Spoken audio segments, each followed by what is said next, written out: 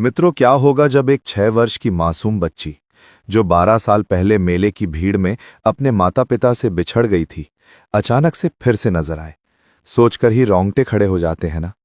उस बच्ची को ढूंढने के लिए उसके माता पिता ने न जाने कितने मंदिरों के चक्कर लगाए, न जाने कितनी दुआएं की, लेकिन समय जैसे थम गया और उम्मीदें धीरे धीरे टूटने लगी। और फिर 12 साल बाद किस्मत ने ऐसा मोड़ लिया कि वही खोई हुई बेटी फुटपाथ पर चाय बेचती हुई दिखाई दी। पिता का दिल एकदम से कांप उठा, जैसे धड़कनें तेज हो गई हों। उस बच्ची को सामने देखकर उनकी आंखों से आंसू अपने आप निकलने लगे। जब चाय का प्याला उनकी ओर बढ़ा तो पिता हक्का बक्का रह गए। उनकी आंखों के सामने उस बच्ची का मासूम चेहरा घूमने लगा, जो कभी उनकी उंगली पकड़कर मेले में चल रही थी। वो निशान, वो नन्ही सी मुस्कान, सब कुछ उनकी यादों में ताजा हो गया। उस पल में जैसे 12 साल पुराना दर्द और प्यार एक साथ उमड़ पड़ा। मित्रों, आखिर ऐसा क्या हुआ था उस मेले में जिसने इस छोटी सी बच्ची और उसके माता पिता की जिंदगी को पूरी तरह से बदल कर रख दिया? और आखिर कैसे पिता ने अपनी बेटी को 12 साल बाद भी देखते ही पहचान लिया? और अब आगे क्या होगा, ये सब जानने से पहले आपसे एक छोटा सा निवेदन है। अगर आप दिल से इस कहानी को महसूस कर पा रहे हैं तो सबसे पहले इस वीडियो को लाइक जरूर करें, हमारे चैनल को सब्सक्राइब करें ताकि आगे आने वाली हर कहानी आप तक सबसे पहले पहुंचे। इस वीडियो को अपने दोस्तों और परिवार के साथ शेयर करें ताकि ये दर्द और सच्चाई सबके दिल तक पहुंचे। और कमेंट करके हमें जरूर बताइए कि अब तक की कहानी ने आपके दिल को कितना छुआ। दोस्तों, दरअसल ये कहानी शुरू होती है आज से करीब 12 साल पहले की, जब एक करोड़पति रमेश अपनी पत्नी सुनीता और अपनी 6 साल की प्यारी सी बेटी राधा के साथ जीवन का हर सुख भोग रहा था। रमेश मेहनत और लगन से बने उस मुकाम पर पहुंचा था जहां धन दौलत की कोई कमी नहीं थी। एक विशाल सा बंगला, चमचमाती गाड़ियां, नौकर चाकर और कारोबार की चकाचौंध, सब कुछ उनकी जिंदगी में था। लेकिन इन सब से बढ़कर उनके जीवन की असली पूंजी थी उनका परिवार। सुनीता एक संस्कारी और सादगी पसंद महिला थी। करोड़पति की पत्नी होने के बावजूद उनमें घमंड या दिखावा नाम की कोई चीज नहीं थी। वो हर सुबह घर के मंदिर में दीपक जलाकर पूरे परिवार की खुशहाली की प्रार्थना करती थी। उनका मानना था कि असली दौलत घर में बिखरी हंसी और अपनों का प्यार होता है। और फिर आती है कहानी की सबसे प्यारी किरदार, राधा। सिर्फ 6 साल की इस नन्ही सी परी ने घर को जैसे स्वर्ग बना गया था। उसकी मासूम आंखें, मीठी बातें और खिलखिलाती हंसी घर के हर कोने को रोशन कर देती। सुबह उठते ही उसकी किलकारियां गूंजती और माँ बाप की सारी थकान मिटा देती। रमेश चाहे कितना भी व्यस्त क्यों ना हो, लेकिन राधा को गोद में उठाकर उसके साथ खेलने का समय निकालना कभी नहीं भूलता था। राधा भी अपने पापा से बहुत लगाव रखती थी। हर रात सोने से पहले उनकी गोदी में सिर रखकर कहती, पापा, आप दुनिया के सबसे अच्छे पापा हो। और ये सुनकर रमेश की आंखें गर्व से चमक उठती। सुनीता पास खड़ी मुस्कुराती और ईश्वर को धन्यवाद देती कि उसने उन्हें इतना प्यारा परिवार दिया। उस समय उनका जीवन बिल्कुल सरल और संतुलित था। करोड़ों की संपत्ति होते हुए भी वो दिखावे की जिंदगी नहीं जीते थे। उनके लिए खुशियों की परिभाषा थी सुबह साथ बैठकर नाश्ता करना, शाम को परिवार संग बातें करना और अपनी नन्ही बेटी की मासूम अदाओं पर हंसना। उनके घर में हर दिन एक त्योहार जैसा लगता था। न कोई चिंता, न कोई गम, बस प्यार, अपनापन और खुशियों से भरा संसार। दोस्तों, उस शहर में हर साल एक बहुत बड़ा मेला लगता था, जहां दूर दूर से लोग आते थे। चारों ओर रंग बिरंगी दुकानें, झूले, मिठाइयाँ, खिलौने और भीड़ की चहल पहल से पूरा शहर जीवंत हो उठता था। राधा ने भी सुना था कि इस बार मेला पहले से भी ज्यादा भव्य होने वाला है। उसकी नन्ही आंखों में चमक आ गई और उसने अपने पापा रमेश से जिद करनी शुरू कर दी। पापा, हम भी मेले में चलेंगे, मुझे झूला झूलना है, गुब्बारे लेना है। लेकिन रमेश, जो हमेशा अपनी बेटी की हर ख्वाहिश पूरी करता था, इस बार थोड़ा सख्त हो गया। उसने राधा के सिर पर हाथ फेरते हुए कहा, नहीं बेटा, मेला बहुत भीड़ भाड़ वाली जगह है, वहां खो जाने का डर रहता है। छोटी बच्ची हो, अभी तुम वहां जाना ठीक नहीं है। उसकी आवाज में चिंता साफ झलक रही थी। राधा का मासूम चेहरा उतर गया। उसकी बड़ी बड़ी आंखों में आंसू भर आए। उसने मुंह फुला लिया और भागकर अपनी मां सुनीता के पास चली गई। सुनीता ने उसे गोद में उठाकर प्यार से चुप कराया। राधा ने सिसकते हुए मां से कहा, मां, प्लीज आप पापा को मना दो ना, मैं बहुत अच्छे से रहूंगी, बस थोड़ी देर के लिए ही सही। सुनीता ने अपनी बेटी के मासूम मन की चाहत को समझा। आखिर एक 6 साल की बच्ची के लिए मेला किसी सपनों की दुनिया से कम नहीं होता। उसने राधा के आंसू पोंछे और नरम आवाज में कहा, ठीक है, मैं तुम्हारे पापा से बात करती हूँ। रात को जब सब साथ बैठे तो सुनीता ने रमेश से धीरे धीरे कहा, देखिए जी, बच्ची की जिद है, उसका मन रखने दीजिए। हम दोनों उसके साथ रहेंगे, जरा भी अकेली नहीं छोड़ेंगे। मेला तो हर साल आता है, लेकिन उसकी बचपन की ख्वाहिशें हर साल नहीं लौटेंगी। रमेश ने सुनीता की बात सुनी, राधा के मासूम चेहरे की ओर देखा और गहरी सांस ली। थोड़ी देर चुप रहने के बाद उसने हार मान ली। उसकी आंखों में अब भी चिंता थी, लेकिन बेटी की मुस्कान उसे कहीं ज्यादा भारी थी। राधा की खुशी का ठिकाना न रहा।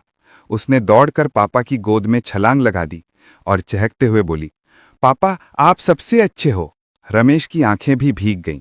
उसने बेटी को कसकर गले लगाया, जैसे मन ही मन कोई अनहोनी टालना चाहता हो। दोस्तों, अगली सुबह का नजारा बिल्कुल अलग था। सूरज की पहली किरणें जब आकाश को सुनहरी रंगत से भर रही थीं, तभी रमेश के घर में तैयारियों की हलचल शुरू हो गई थी। राधा तो रात भर ही एक्साइटमेंट में ठीक से सोई नहीं थी। सुबह होते ही उसने अपनी प्यारी सी फ्रॉक पहन ली, बालों में 2 छोटी छोटी चोटियां बनाईं और हाथ में अपनी मनपसंद गुड़िया पकड़ ली। उसकी आंखों में एक चमक थी। आज आखिरकार उसका सपना पूरा होने वाला था। रमेश ने अपने घर के पोर्च से चमचमाती हुई लग्जरी कार निकाली। सुनीता ने टिफिन में राधा की पसंद की मिठाई रख ली और सब मिलकर निकल पड़े। रास्ते में राधा खिड़की से बाहर झांकते हुए गाने गुनगुनाती रही। वो बार बार कहती, पापा जल्दी चलो ना, मुझे झूला झूलना है, मुझे आइसक्रीम खानी है। रमेश और सुनीता उसकी मासूमियत देखकर मुस्कुरा पड़ते। कुछ ही देर में उनकी गाड़ी उस विशाल मेले के मैदान में पहुंची। वहां का दृश्य देखकर राधा तो खुशी से उछल पड़ी। चारों ओर रंग बिरंगी रोशनियां, ऊंचे ऊंचे झूले, खिलौनों की दुकानें, मिठाइयों की खुशबू और भीड़ का शोर। राधा का मन जैसे पंख लगाकर उड़ने लगा। सबसे पहले वो गुब्बारे वाले की ओर भागी। रंग बिरंगे गुब्बारे देखकर उसकी आंखें चमक उठीं। रमेश ने मुस्कुराते हुए उसे 2 बड़े गुब्बारे दिलाए। फिर वो आइसक्रीम की दुकान की ओर भागी और वहां से अपनी मनपसंद वनीला आइसक्रीम ली। सुनीता उसे संभाल संभाल कर खिलाती रही। इसके बाद वो जोर जोर से पापा का हाथ पकड़कर झूलों की ओर दौड़ी। बड़े वाले झूले को देखकर वो थोड़ी घबराई, लेकिन फिर बच्चों वाले झूले पर बैठकर खिलखिलाने लगी। हर बार झूला ऊपर जाता तो वो हाथ उठाकर चिल्लाती, पापा देखो मैं कितनी ऊंचाई पर हूं। रमेश और सुनीता उसकी खुशी देखकर भावुक हो उठे। करीब 1 घंटे तक राधा ने मेला पूरी तरह से एंजॉय किया। कभी गुड़िया की दुकान पर रुकती, कभी चाट खाने की जिद करती। उसकी हंसी और मासूमियत से पूरा माहौल जैसे और भी खूबसूरत लगने लगा। लेकिन कहते हैं ना, खुशियों के बीच छुपा हुआ दुख कभी भी अचानक सामने आ जाता है। ऐसा ही कुछ हुआ। एक दुकान पर भीड़ ज्यादा थी। रमेश और सुनीता बस 2 पल के लिए पीछे देख रहे थे कि राधा कहाँ है, और इसी बीच राधा कहीं भीड़ में गुम हो गई। शुरुआत में दोनों ने सोचा शायद वो पास ही किसी खिलौने की दुकान पर चली गई होगी, लेकिन जब चारों ओर नजर दौड़ाई तो राधा कहीं नहीं दिखी। सुनीता का दिल जोर जोर से धड़कने लगा। उसने घबराकर पुकारा, राधा, राधा बेटा कहाँ हो तुम? रमेश ने तुरंत भीड़ में दौड़कर हर दुकान पर देखा। झूलों के पास जाकर आवाज दी, मिठाई वालों से पूछा कि आप लोगों ने एक छोटी बच्ची देखी है? लेकिन हर जगह से निराशा ही हाथ लगी। भीड़ में उनकी आवाज गुम होने लगी थी, लेकिन उनका दिल टूट रहा था। सुनीता रो रो कर बेहाल हो गई। उसकी आंखों से आंसू रुक नहीं रहे थे। रमेश की हालत ऐसी थी कि वो बार बार हाथ जोड़कर लोगों से मदद मांगता, लेकिन किसी के पास उसकी राधा का पता नहीं था। पूरा मेला चक्कर लगाने के बाद भी जब राधा का कोई सुराग नहीं मिला तो दोनों की दुनिया जैसे अंधेरे में डूब गई। भारी दिल और टूटी उम्मीदों के साथ वे घर लौटे, लेकिन वहां भी चैन कहां। अगले ही दिन रमेश ने थाने जाकर रिपोर्ट लिखवाई। पुलिस ने इधर उधर खोजबीन शुरू की। कई जगहों पर खबर दी गई, यहां तक कि अखबारों और पोस्टरों में भी राधा की तस्वीर छपवाई गई। लेकिन दिन पर दिन बीतते गए, हफ्ते महीनों में बदल गए और धीरे धीरे साल गुजरने लगे। राधा जैसे इस दुनिया से कहीं गायब हो गई थी। ना कोई खबर, ना कोई सुराग। रमेश और सुनीता का जीवन उस दिन से पूरी तरह बदल गया। उनके महल जैसे घर में अब सन्नाटा बसता था। दोस्तों, समय के पन्ने पलटते पलटते पूरे 12 साल बीत गए। रमेश का कारोबार और भी बड़ा हो चुका था, लेकिन उसकी जिंदगी से हंसी गायब थी। बेटी राधा के बिछड़ने के बाद उसका दिल हमेशा खाली रहा। हर भीड़ में, हर चेहरे में उसे अपनी राधा की झलक दिखाई देती, लेकिन हर बार निराशा हाथ लगती। एक दिन की बात है, रमेश अपने बिजनेस मीटिंग के सिलसिले में कार से कहीं जा रहा था। सड़क के किनारे एक छोटी सी चाय की दुकान पर उसकी नजर पड़ी। वहां एक करीब 16 साल की लड़की ग्राहकों को चाय परोस रही थी। उसके चेहरे पर थकान थी, लेकिन आंखों में मासूमियत और सादगी झलक रही थी। रमेश की नजर जैसे ही उस लड़की पर पड़ी, उसका दिल जोर जोर से धड़कने लगा।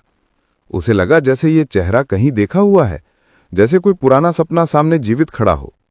वो कार से उतर आया और गहरी सांस लेते हुए उस लड़की को देखने लगा।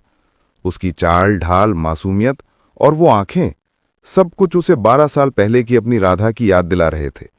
रमेश की आंखों से आंसू बह निकले।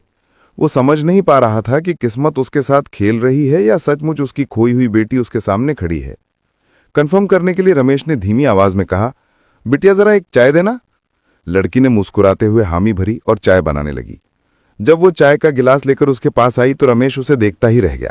वही मासूम चेहरा, वही आंखें, वही निशान, सब कुछ उसकी राधा जैसा। उस पल में रमेश को यकीन हो गया कि ये कोई और नहीं बल्कि उसकी खोई हुई बेटी ही है। लेकिन अभी तक ये सच केवल रमेश के दिल ने पहचाना था। वो लड़की अपने पिता को नहीं पहचान पाई थी। उसके लिए रमेश बस एक और ग्राहक था। लड़की जैसे ही चाय का गिलास रमेश को देकर वापस मुड़ने लगी, रमेश का दिल उसे यूं ही जाने नहीं दे रहा था। उसकी आंखों में आंसू थे और होंठ कांप रहे थे। अचानक उसने कांपती आवाज में पुकारा, राधा। ये नाम सुनते ही लड़की अचानक सहम गई। उसके कदम रुक गए, जैसे किसी ने जकड़ लिया हो। उसने सोचा, ये तो कहीं सुना सुना सा लग रहा है। उसका दिल धड़क उठा, चेहरा एक पल के लिए सफेद पड़ गया। धीरे धीरे उसने सिर घुमाया और आश्चर्य भरी नजरों से रमेश को देखने लगी। कंपकंपाती आवाज में उसने पूछा, कौन राधा? आप किसे बुला रहे हैं? रमेश की आंखें और भर आईं। उसने धीरे धीरे खड़े होकर कहा, बेटी तुम ही राधा हो, मेरी राधा। 12 साल पहले तुम मुझसे और अपनी मां से बिछड़ गई थी। मेले की उस भीड़ में तुम गुम हो गई थी और तब से हम तुम्हें हर जगह ढूंढते रहे।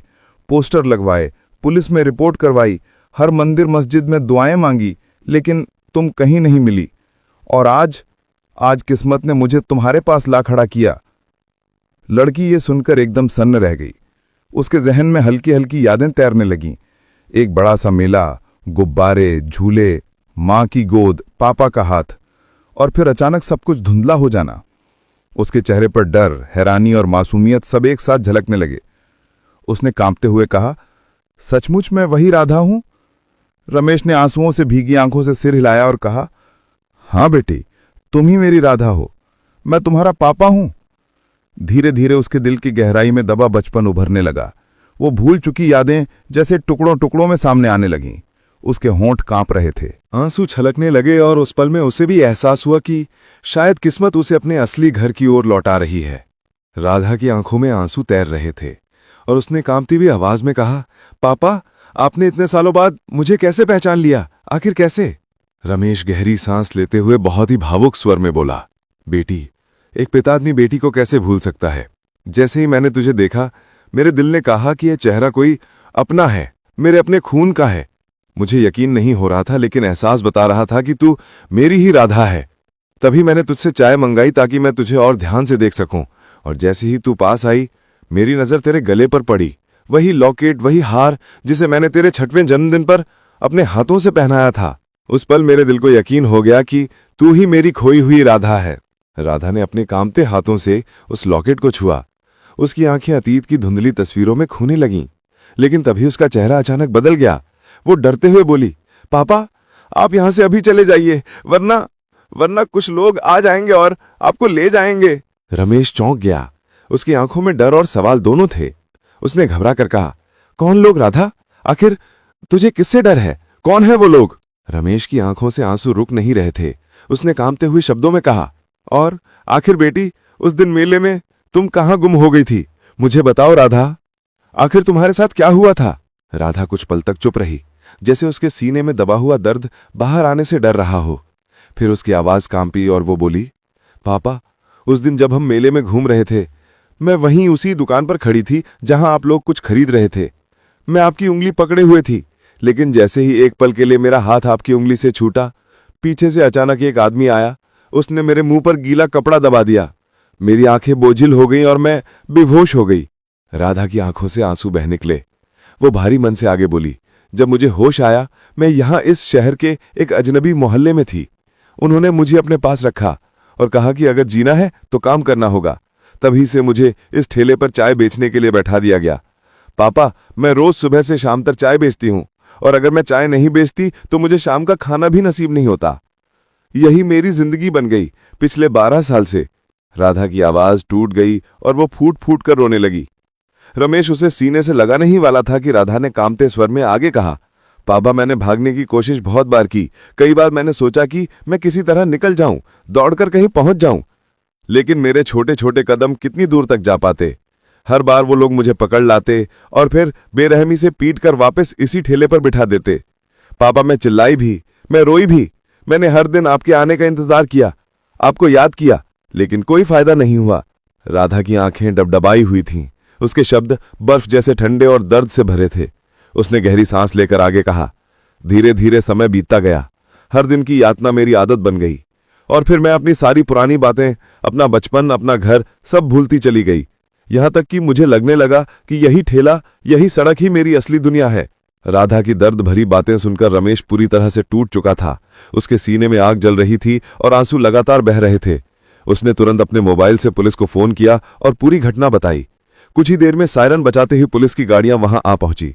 पुलिस इंस्पेक्टर रमेश के पास आया और बोला, आपने शिकायत की थी, जरा पूरी बात विस्तार से बताइए। रमेश ने रोते हुए कहा, यह मेरी बेटी है, 12 साल पहले मेला से गुम हो गई थी। इसे इन दरिंदों ने किडनैप करके यहां काम करने पर मजबूर कर दिया। आप चाहें तो मेरी बेटी से ही पूछ लीजिए।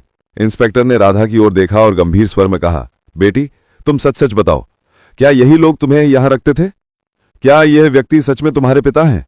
राधा पहले कांपी। उसकी आंखें डरी हुई थी, लेकिन रमेश का हाथ कसकर पकड़ते ही उसमें हिम्मत आई। उसने आंसू भरी आंखों से कहा, हां साहब, यही मेरे पापा हैं और वही सब हुआ था मेरे साथ जो इन्होंने आपको बताया। 12 साल पहले मेला में मैं गुम नहीं हुई थी, बल्कि मुझे उठा लिया गया था। इन लोगों ने मेरे मुंह पर कपड़ा दबाकर मुझे बेहोश कर दिया और फिर मुझे यहां चाय बेचने पर मजबूर कर दिया। अगर मैं काम नहीं करती थी तो मुझे मारते थे और खाना भी नहीं देते थे। ये सुनकर वहां मौजूद भीड़ के लोगों के चेहरे गुस्से और आक्रोश से भर उठे। सब एक दूसरे से कहने लगे, हाय राम, इतनी छोटी बच्ची के साथ ये सब किया, इनको तो सख्त से सख्त सजा मिलनी चाहिए। पुलिस इंस्पेक्टर ने तुरंत अपने सिपाहियों को आदेश दिया, इन सबको पकड़कर गाड़ी में डालो, आज ही थाने ले जाया जाएगा और इनकी जगह होगी सिर्फ जेल की सलाखों के पीछे। सिपाहियों ने एक एक करके उन गुनहगारों को जकड़ लिया। उनके हाथों में हथकड़ी डाल दी गई। वे छूटने की कोशिश में तड़प रहे थे, लेकिन अब उनकी एक न चली। पुलिस ने उन्हें गाड़ी में ठूंस दिया। इंस्पेक्टर ने रमेश की ओर मुड़कर कहा, अब चिंता मत कीजिए, आपकी बेटी सुरक्षित है और जिन दरिंदों ने ये सब किया है उन्हें अब कड़ी से कड़ी सजा दिलाई जाएगी। ये सुनते ही राधा की आंखों से बरसों का सैलाब फूट पड़ा। वो दौड़कर रमेश के गले लग गई और रोते हुए बोली, पापा, अब तो आप मुझे छोड़कर कभी मत जाना। रमेश ने उसे कसकर सीने से लगाया और कहा, नहीं बेटी, अब तो तुझे कोई भी मुझसे दूर नहीं कर सकता। उस पल वहां मौजूद हर किसी की आंखें नम थीं। सड़क पर खड़े लोग भी यही दुआ कर रहे थे कि अब राधा की जिंदगी खुशियों से भर जाए। पुलिस के जाने और गुनेगारों के सलाखों के पीछे पहुंचने के बाद रमेश ने अपनी बेटी राधा का हाथ थामा और उसे अपनी गाड़ी में बिठाकर घर की ओर चल पड़ा। रास्ते भर रमेश की आंखें राधा के मासूम चेहरे पर टिकी रहीं। 12 साल का बिछड़ाव, 12 साल का दर्द और 12 साल का इंतजार, सब कुछ एक एक पल जैसे उसके दिल से उतर रहा था। जब गाड़ी घर के आंगन में रुकी, राधा की मां सावित्री दरवाजे पर खड़ी थी। जैसे ही रमेश ने राधा का हाथ पकड़कर उसे अंदर लाया, सावित्री की नजर उस किशोरी लड़की पर पड़ी। सावित्री का दिल अजीब सा धड़कने लगा। उसके चेहरे पर हैरानी और सवाल दोनों थे। वो धीरे धीरे आगे बढ़ी और राधा को गौर से देखने लगी। उसकी आंखें भर आई, लेकिन समझ नहीं पा रही थी कि ये कौन है। सावित्री ने कहा कि रमेश, ये लड़की कौन है और तुम्हारे साथ क्यों आई है? सावित्री ने कांपते स्वर में पूछा। रमेश की आंखों से आंसू छलक पड़े। उसने गहरी सांस ली और राधा का हाथ सावित्री की ओर बढ़ाते हुए कहा, सावित्री, ये कोई और नहीं, ये हमारी राधा है, हमारी खोई हुई बेटी। देखो, भगवान ने आखिर हमें हमारी संतान से मिला ही दिया। सावित्री की सांस जैसे थम गई। उसका शरीर कांप उठा। वो अविश्वास से राधा को देख रही थी। धीरे धीरे उसने कांपते हाथों से राधा के चेहरे को छुआ, जैसे सालों की प्यास उसी स्पर्श से बुझने वाली हो। अगले ही पल वो फूट फूट कर रोते हुए राधा को अपने सीने से लगा लेती है। राधा, मेरी बच्ची, मैंने तुझे कहाँ कहाँ नहीं ढूंढा। मंदिर, मस्जिद, गली गली, थाने, कोतवाली, कोई जगह नहीं छोड़ी जहां मैंने तेरा नाम लेकर रो रोकर दरख्वास्त न की हो। हर त्योहार, हर जन्मदिन पर तेरी याद में मेरा दिल तड़पता रहा। मैंने कभी भगवान से शिकायत नहीं की, बस यही दुआ मांगी कि मेरी राधा जहां भी हो सुरक्षित हो। और देख, आज तू मेरे सामने है, मेरी गोद में है। माँ बेटी दोनों रोते रहे। रमेश पास खड़ा ये दृश्य देख रहा था। उसकी आंखों से भी आंसू बह रहे थे, लेकिन उसके दिल को अब सुकून मिल गया था। उस दिन से उस घर की दुनिया बदल गई। राधा फिर से अपने असली घर में लौट आई। 12 साल का दर्द मिट गया और उसकी जगह प्यार और अपनापन ने ले ली। मां सावित्री ने राधा को कभी अपनी आंखों से दूर जाने नहीं दिया। रमेश ने वादा किया कि अब वो अपनी बेटी को हर वो खुशी देगा जो इन 12 सालों में उसे छीन गई थी। धीरे धीरे घर में हंसी खुशी लौट आई। राधा ने पढ़ाई शुरू की, अपने सपनों को पूरा करने लगी। मोहल्ले के लोग भी कहते, देखो कैसी अद्भुत लीला है भगवान की, जिसने खोई हुई बेटी को उसके असली घर पहुंचा दिया। समय बीतता गया, लेकिन उस परिवार के लिए हर दिन एक उत्सव बन गया। अब कोई डर नहीं, कोई दर्द नहीं, सिर्फ प्यार, अपनापन और खुशियों से भरा हुआ जीवन। और इस तरह बरसों के बिछड़ाव के बाद रमेश, सावित्री और राधा की जिंदगी ने एक नई शुरुआत की। एक ऐसी शुरुआत जहां परिवार के बंधन को ना समय तोड़ पाया, ना ही तकदीर। दोस्तों, अगर ये वीडियो आप लोगों को दिल को छू गई हो, अगर इस भावुक कहानी ने आपके मन में भी रिश्तों की कीमत और परिवार के असली मायने जगा दिए हों, तो हम आपसे एक छोटा सा निवेदन करना चाहेंगे। इस वीडियो को लाइक जरूर कीजिए, क्योंकि आपका एक लाइक हमें और भी ऐसी कहानियां लाने की ताकत देता है। हमारे चैनल को सब्सक्राइब करना मत भूलिए, ताकि हर नई वीडियो की सूचना सबसे पहले आप तक पहुंचे। इस वीडियो को अपने दोस्तों, रिश्तेदारों और सोशल मीडिया पर जरूर शेयर कीजिए, क्योंकि क्या पता किसी और के दिल तक भी ये कहानी पहुंचकर उनके जीवन को बदल दे।